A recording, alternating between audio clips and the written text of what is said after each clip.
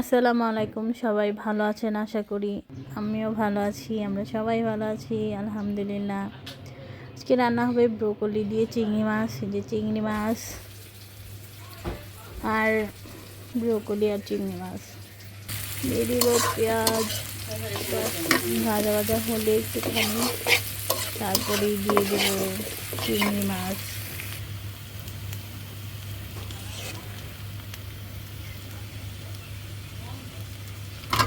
এই তো চিংড়ি মাছ একসাথে পেঁয়াজ আর চিংড়ি মাছ একসাথে ভাজা ভাজা করে নেব। ভাজা ভাজা হয়ে গেলে পানি দিয়ে দিব, একটু নেড়ে চেড়ে তারপর আবার হলুদ গুঁড়ো, মরিচ গুঁড়ো, ধনিয়া গুঁড়ো এগুলো দিয়ে দেওয়া হবে। ভালোভাবে নেড়ে চেড়ে কষিয়ে নিব এগুলো মশলা।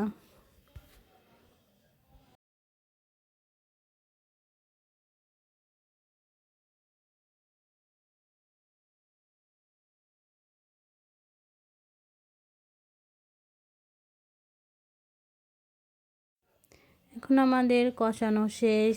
এ পর্যায়ে দিয়ে দিব ব্রোকলি, আলু দিয়ে ভালো করে নেড়ে চেড়ে এগুলিকে আবার ঢেকে সিদ্ধ দিয়ে দিব। যে আমাদের সিদ্ধ করা শেষ। এখন ভালোভাবে একটু নাড়াচাড়া করে নেব, তারপর দিয়ে দিব পানি।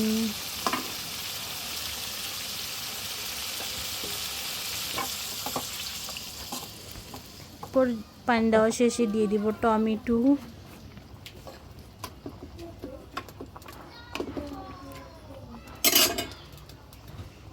এটা ভালো করে জাল হবে, সিদ্ধ হবে। টমেটোটা এখন সিদ্ধই হয়ে গেল।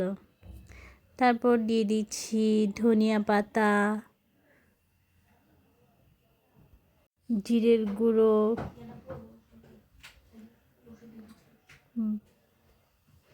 ভাজা জিরা। এটা